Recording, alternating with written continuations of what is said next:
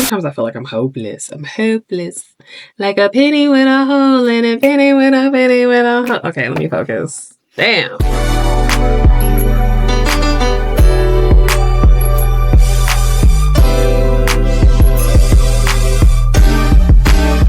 Hey guys, welcome back to my channel. It's your girl, King Kinsey, and we're back with another episode of the Kinsey Perspective. And when I say another episode, I mean episode 2. Episode 1 was last year. This time last year, to be specific. Girl, it is Friday evening and I'm going to be turning in soon. So I thought, you know what? What a perfect time to have a sweet little nightcap with my KiNGPiNs and get back to reading this book that she very much has not laid eyes on since December. This book, y'all know what it is. Atomic Habits by James Clear. I feel like I'm super late to the party when it comes to this book. And I'm going to be even later because it's going to take me forever to read it. But I swear I will read this book to y'all for the next 2 years if I have to, just to get through it and read it verbatim, eyes to paper, read. Before we get started, I want to give a quick shout out to my new viewers. We have a few new subscribers. Welcome, welcome, welcome. I'm very happy you decided to join the KiNGPiN community. And speaking of the KiNGPiNs, yes, I call my subscribers KiNGPiNs. So if you want to become a KiNGPiN, it's incredibly simple and most importantly, free. Let's go ahead and click that subscribe button. Yeah, y'all see it. And don't forget to give this video a thumbs up if you enjoy your stay while you're here. We are literally on chapter 3. Yeah, that's how far we got. Not far at all. And this book is, girl, this book is almost 300 pages. So we got to get going. Before we get started, go get your beverages, go get whatever you need. I would have a little blizzy blunt here, but I didn't feel like rolling. You know what? I should go get my pipe. Take a moment and get whatever you need. I want this experience to be enjoyable. Get your beverages. I have mine. This is just lemon ice water. Yeah. Let's just have a good, relaxing nightcap. Y'all just sit back, relax, and listen to your girl read. Let's get this nightcap started, shall we? Yeah. Chapter 3, How to Build Better Habits in 4 Simple Steps. Yes, Mr. James Clear, tell me what to do. In 1898, a psychologist named Edward Thorndike.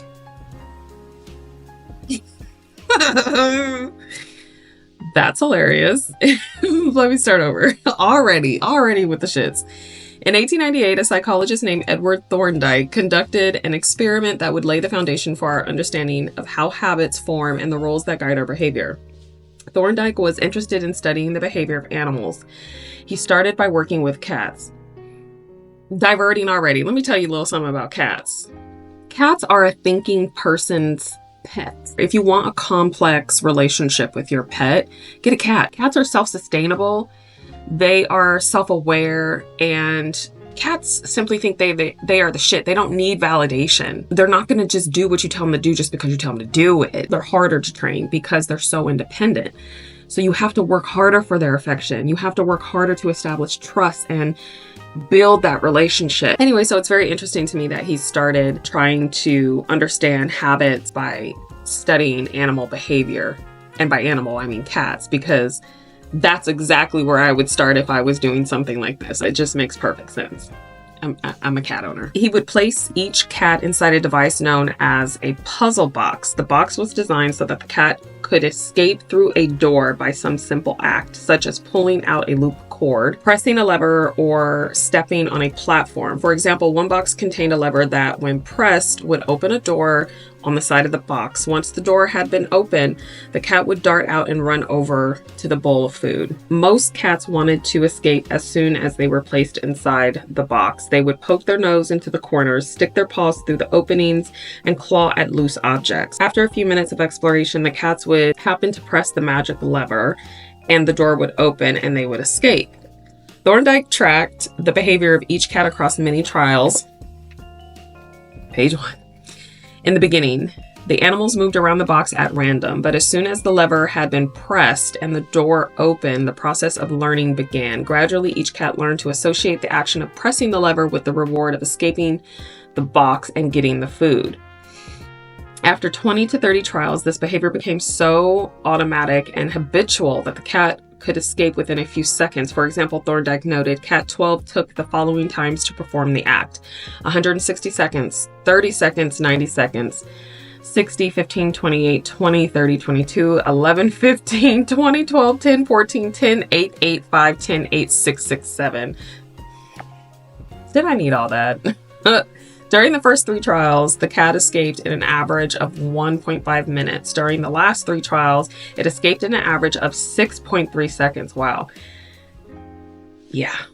Cats are smart. With practice, each cat made fewer errors and their actions became quicker and more automatic. Rather than repeat the same mistakes, the cat began to cut straight to the solution.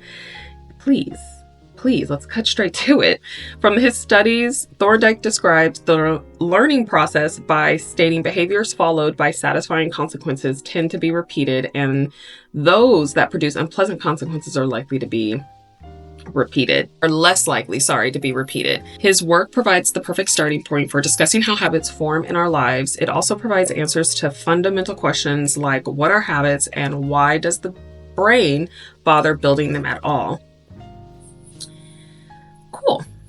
Y'all got that? I got that. I received that. I understood it. Why your brain builds habits. A habit is a behavior that has been repeated enough times to become automatic. The process of habit formation begins with trial and error. Whenever you encounter a new situation in life, your brain has to make a decision. How do I respond to this? The first time you come across a problem, you're not sure how to solve it, like Thorndike's cat. You're just trying things out to see what works. Neurological activity in the brain is high during this period. You are carefully analyzing the situation and making conscious decisions about how you act. You're taking in tons of new information and trying to make sense of it all. The brain is busy learning the most effective course of action. Occasionally, like a cat pressing on a lever, you stumble across a solution. You're feeling anxious and you discover that going for a run calms you down. You're mentally exhausted from a long day of work and you learn that playing video games relaxes you. You're exploring, and then bam, a reward. Bam. After you stumble upon an unexpected reward, you alter your strategy for the next time, for sure. Your brain immediately begins to catalog the events that preceded the reward. Wait a minute, that felt good. What did I do right before that? Yeah. And just to unpack that for a second, I feel like what inhibits that natural reaction, that strategic reaction, is comfort. Because like when he said, wait a minute, that felt good. When things feel good that don't promote good habits, you will also repeat those, which are bad habits. Because bad habits do sometimes make you feel good. A lot of times. So I see like the give and take, the push and pull. This is the feedback loop behind all human behavior. Try, fail, learn, try differently. With practice, the useless movements fade away and the useful actions get reinforced. That's a habit forming. Yes. Whenever you face a problem repeatedly, your brain begins to automate the process of solving it. Your habits are just a series of automatic solutions that solve the problems and stresses you face regularly. As behavioral scientist Jason Jason Hreha,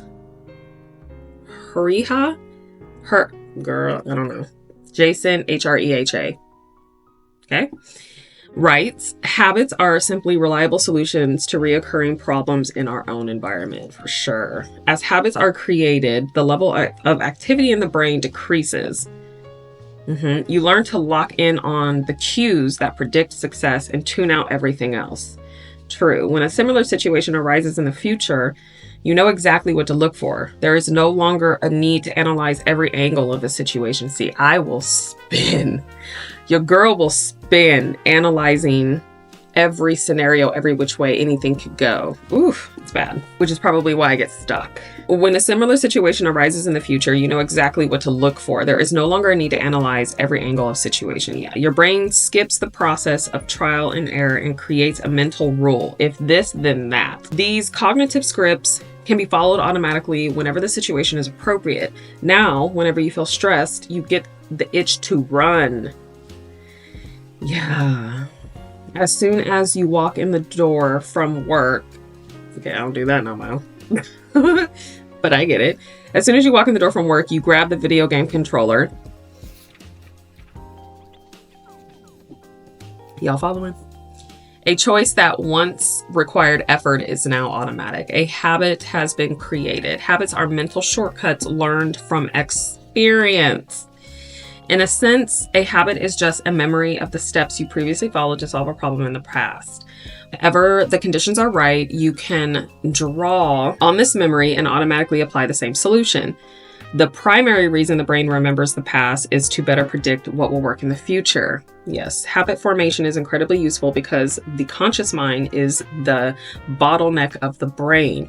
It can only pay attention to one problem at a time. As a result, your brain is always working to preserve your conscious attention for whatever task is most essential. For sure. Whenever possible, the conscious mind likes to pawn off tasks to the non-conscious mind to do automatically. Oh, wow. Yes, that's so true. This is precisely what happens when a habit is formed. Habits reduce cognitive load and free up mental capacity so you can allocate your attention to other tasks.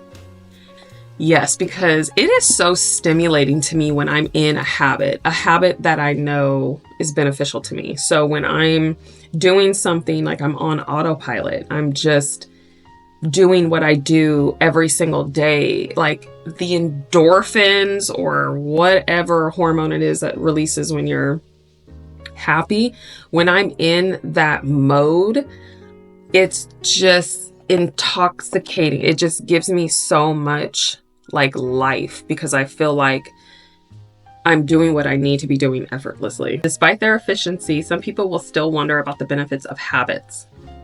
I don't wonder. I'm just trying to get discipline in the mother.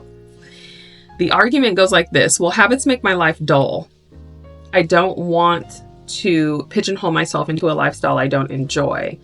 Doesn't so much routine take away the vibrancy and spontaneity of life? Hardly. Such questions set up a false dichotomy. They make you think that you have to choose between building habits and attaining freedom. In reality, the two complement each other. For sure. I am one for spontaneity. Like your girl. Sometimes I feel like I'm hopeless. I'm hopeless. Like a penny with a hole in it. Penny with a hole. Okay, let me focus. Damn. Habits do not restrict freedom. They create it. In fact, the people who don't have their habits handled are often the ones with the least amount of freedom. Oh, that is so true. Without good financial habits, you will always be struggling for the next dollar. Without good health habits, you will always seem to be short on energy. Without good learning habits, you will always feel like you're behind the curve.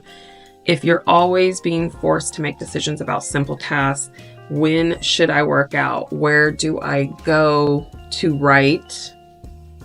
Did I say that right? Where do I go to write? When do I pay the bills? Then you have less time for freedom. Y'all, I be spinning. It's only sometimes, not all the time, but it's fair to say most of the time. It's only by making the fundamentals of life easier that you can create the mental space needed for free thinking and creativity. I think this has a lot to do with like how I came up because I didn't do much. So it was like I had the freedom to just be undisciplined and do whatever, whenever, and take whatever may come my way whenever it came my way. There was no structure in my early years. So I feel like that is a part of what attributes to my just wandering in the clouds. What does today bring? Oh, what are you doing? Oh, what should we do today? Girl. It's only by making the fundamentals of life easier that you can create the mental space needed for free thinking and creativity. Conversely, when you have your habits dialed in and the basics of life are handled and done, your mind is free to focus on new challenges and master the next set of problems. Building habits in the present allows you to do more of what you want in the future. Come on, James. I do love this book. I really do. It's just how he puts it together and it really like hits and makes you think. The science of how habits work. The process of building a habit can be divided into 4 simple steps: cue, craving, response, and reward. Okay. Breaking it down into these fundamental parts can help us understand what a habit is, how it works, and how to improve it. So it's giving us a little illustration here. See? Cue is 1, craving is 2, response is 3, reward is 4, and time is crossing between them. Figure 5. All habits proceed through 4 stages in the same order. Cue, craving, response, and reward. Okay, I got it. This 4-step pattern is the backbone of every habit, and your brain runs through these steps in the same order each time. First, there is a cue. The cue triggers your brain to initiate a behavior. It is a bit of information that predicts a reward. Our prehistoric ancestors were paying attention to cues that signaled the location of primary rewards like food, water, and sex. The fundamentals. Today, we spend most of our time learning cues that predict secondary rewards like money and fame, power and status, praise and approval, love and friendship, or a sense of personal satisfaction. Very true. Of course, these pursuits also indirectly improve our odds of survival and reproduction, which is the deeper motive behind everything we do. Your mind is continuously analyzing your internal and external environment for hints of where rewards are located. Because the cue is the first indication that we're close to a reward, it naturally leads to a craving. Break it down. Cravings are the second step, and they are the motivational force behind every habit. Without some level of motivation or desire, without craving a change, we have no reason to act, for sure. What you crave is not the habit itself, but the change in state it delivers. You do not crave smoking a cigarette, you crave the feeling of relief it provides, for sure. You are not motivated by brushing your teeth, but rather by the feeling of a clean mouth. You do not want to turn on the television, you want to be entertained. Yeah, every craving is linked to a desire to change your internal state. This is an important point that we will discuss in detail later, okay? Cravings differ from person to person. In theory, any piece of information could trigger a craving. But in practice, people are not motivated by the same cues. For a gambler, the sound of slot machines can be a potent trigger that sparks an intense wave of desire. Yes to my gamblers out there. For a gambler, the sound of slot machines can be a potent trigger. I know a few gamblers in my life and love them down, but yeah, listen to this. For someone who rarely gambles, the jingles and chimes of the casino are just background noise. For sure, that's me. Cues are meaningless until they are interpreted. The thoughts, feelings, and emotions of the observer are what transform a cue into a craving. The third step is the response. The response is the actual habit you perform, which can take the form of a thought or an action. Whether a response occurs depends on how motivated you are and how much friction is associated with the behavior. If a particular action requires more physical or mental effort than you are willing to expend, then you won't do it. Yeah. I feel like he's telling me about myself. Your response also depends on your ability. It sounds simple, but a habit can occur only if you are capable of doing it. If you want to dunk a basketball, but can't jump high enough to reach the hoop, well, you're out of luck. That's hilarious. Finally, the response delivers a reward. Rewards are the end goal of every habit. The cue is about noticing the reward. The craving is about wanting the reward. The response is about obtaining the reward. We chase rewards because we serve two purposes. One, they satisfy us, and two, they teach us. For sure. I really like this book. I really hope we fucking get through this. Jeez. The first purpose of rewards is to satisfy your craving. Yes, rewards provide benefits on their own. Food and water deliver the energy you need to survive. Getting a promotion brings more money and respect. Getting in shape improves your health and your dating prospects. But the more immediate benefit is that rewards satisfy your craving to eat or to gain status or to win approval. At least for a moment, rewards deliver contentment and relief from craving. Second, rewards teach us which actions are worth remembering in the future. Your brain is a reward detector. As you go about your life, your sensory nervous system is continuously monitoring which actions satisfy your desires and deliver pleasure. Feelings of pleasure and disappointment are part of the feedback mechanism that helps your brain distinguish useful actions from useless ones. Rewards close the feedback loop and complete the habit cycle. If a behavior is insufficient in any of the 4 stages, it will not become a habit. All right, that makes perfect sense. Eliminate the cue and your habit will never start. Reduce the craving and you won't experience enough motivation to act. Make the behavior difficult and you won't be able to do it. Ooh, I be making shit difficult. Ask my sister-in-law. I be making shit ask my bestie. Ask anyone. I be making shit difficult for no reason. It's like I'm trying to deter myself. And if the reward fails to satisfy your desire, then you'll have no reason to do it again. That's in the future. Without the first 3 steps, a behavior will not occur. Without all 4, a behavior will not be repeated. The habit loop. So another illustration, cue, craving, reward, response. The habit loop.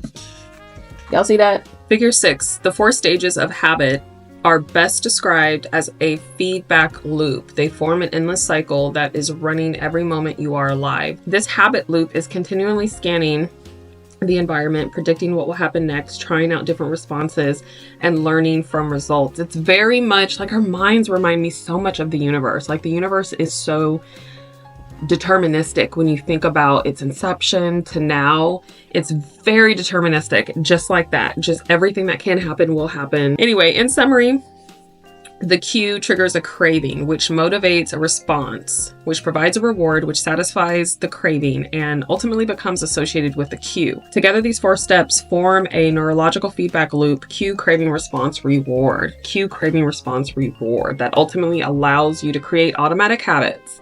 This cycle is known as the habit loop. Okay.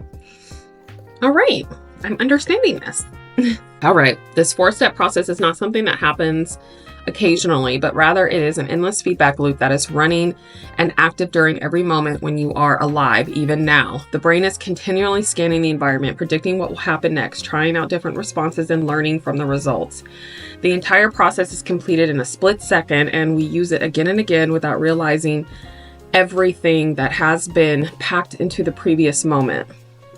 We can split these 4 steps into 2 phases: the problem phase and the solution phase. The problem phase includes the cue and the craving, and it is when you realize that something needs to change. The solution phase includes the response and the reward, and it is when you take action and achieve the change you desire. Illustration, just outlining the phases. All behavior is driven by desire to solve a problem. Sometimes the problem is that you notice something good and you want to obtain it. Sometimes the problem is that you are experiencing pain and you want to relieve it. Either way, the purpose of every habit is to solve the problems you face. In the table on the following page, you can see a few examples of what this looks like in real life. Imagine walking into a dark room and flipping on the light switch. You have performed this simple habit so many times that it occurs without thinking. You proceed through all 4 stages in the fraction of a second. The urge to act strikes you without thinking. It's breaking down the cue, craving, response, and reward under the 2 different phases: the problem phase, solution phase. So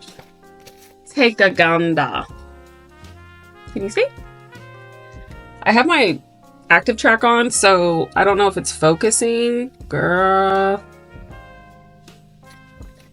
Y'all seen it. It's just giving you different examples. Your phone buzzes with a new text message. That's the cue. The craving is you want to learn the contents of the message. That's the craving. The response is you grab your phone and read the text. The reward is you satisfy your craving to read the message. Grabbing your phone becomes associated with your phone buzzing. Another example, you are answering emails.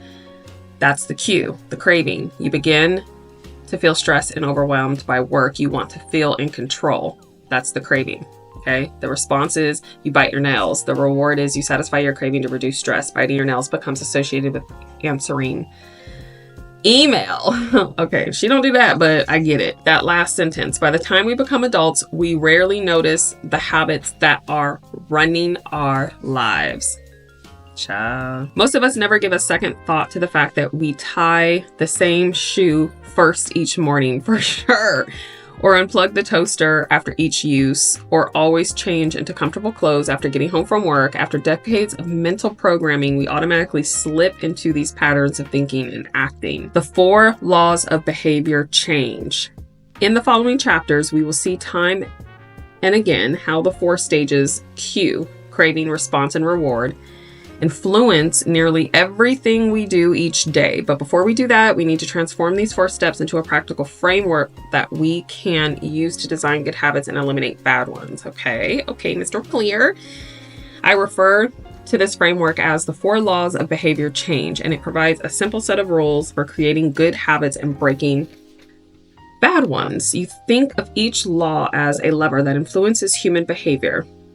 When the levers are in the right positions, creating good habits is effortless. When they are in the wrong positions, it is nearly impossible. Yeah, you think? All right, so another illustration, how to create a good habit, how to break a bad habit. We can invert these laws to learn how to break a bad habit. So once again, y'all see it? Y'all see it? How to create a good habit. For example, the first law, Q, make it obvious. The second law, craving, make it attractive. The third law, response, make it easy. The fourth law, reward, make it satisfying. And then breaking, inversion of the first law, Q, make it invisible. Inversion of the second law, craving, make it unattractive. Inversion of the third law, response, make it difficult. Inversion of the fourth law, reward, make it unsatisfying. I gotta make it unsatisfying to go get them Jimbo's tacos. and many other things. It would be irresponsible for me to claim that these 4 laws are an exhaustive framework for changing any human behavior, but I think they're close for sure. As you will soon see, the 4 laws of behavior change apply to nearly every field, from sports to politics, arts to medicine, comedy to management. These laws can be used no matter what challenge you're facing. There is no need for completely different strategies for each habit. Whenever you want to change your behavior, you can simply ask yourself, how can I make it obvious? How can I make it attractive? How can I make it easy? How can I make it satisfying? Girl, if that ain't the truth. If you've ever wondered, why don't I do what I say I'm going to do? He is reading me, Mr. Clear. Be gentle. If you've ever wondered, why don't I do what I say I'm going to do? Why don't I lose the weight or stop smoking or save for retirement or start that side business? Why do I say something is important but never seem to make time for it? The answers to those questions can be found somewhere in these 4 laws. The key to creating good habits and breaking bad ones is to understand these fundamental laws and how to alter them to your specifications. Every goal is doomed to fail. Doomed. Every goal is doomed to fail if it goes against the grain of human nature. Y'all, that's very accurate. Every goal is doomed to fail if it goes against the grain of human nature. So true. Your habits are shaped by the systems in your life. In the chapters that follow, we will discuss these laws one by one and show how you can use them to create a system in which good habits emerge naturally and bad ones wither away. Please. Every goal is doomed to fail if it goes against the grain of human nature. That's why my goals, some of them, fail, because I'm going against the grain of, I'm not making it attractive. I'm not making it easy. I'm making it difficult for myself. I will say I do find myself course correcting sometimes throughout the day when I stay mindful of certain things without feeling bad about it, without feeling like I'm less or incapable or like, this is great. I told you I love this book. When I do read it, I get stimulated in a very good way. So for that, I'm thankful. Okay, so that sums it up. We finished a chapter. Yay!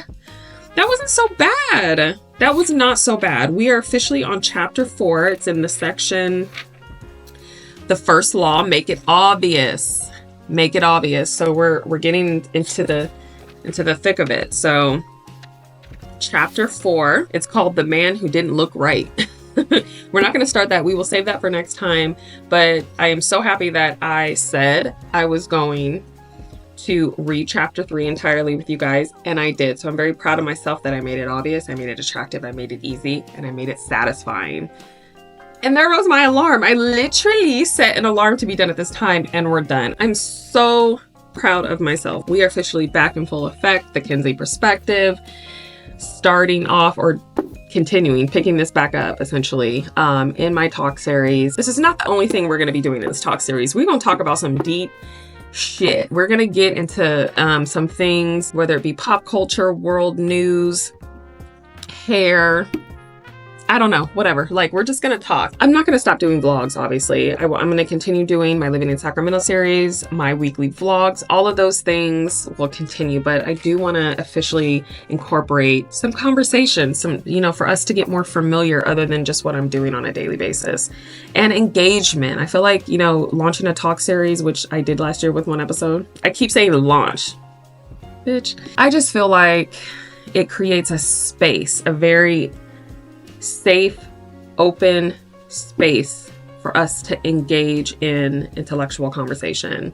And sometimes, you know, just shoot the shit and talk shit. So drop a comment. Let me know what subjects, you know, that you want to talk about. Drop me a comment and let me know what's on your mind, what you want to talk about. If you have any questions, I did have an idea for the next one because I feel like it's a sensitive subject right now, you know, political correctness and all. Thanks for the nightcap, guys. I am going to turn in and unwind, and I'm going to start with this right here.